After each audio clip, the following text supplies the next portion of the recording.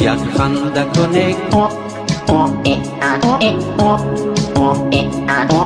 گم شو ابوالحسن، گم شو ابوالحسن. داداش میدونستی موقع خواب دیدن تنها جاییه که نابینایان میتونن ببینن؟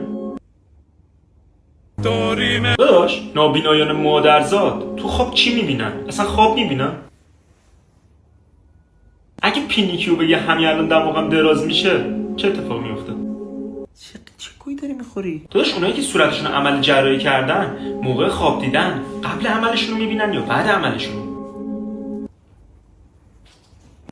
داداش نکنه اکسیژن نیست سمه که 75 به 100 ساعت طول میکشه تا بکشم. داداش چرا اون ماده‌ای که تو شامپوی کودکان میریزن که چششون نسوزه تو شامپوی بزرگسالان نمیریزن که اونا هم چششون نسوزه؟ چون نمیخوام بریزم، به تو هم هیچ ربطی نداره.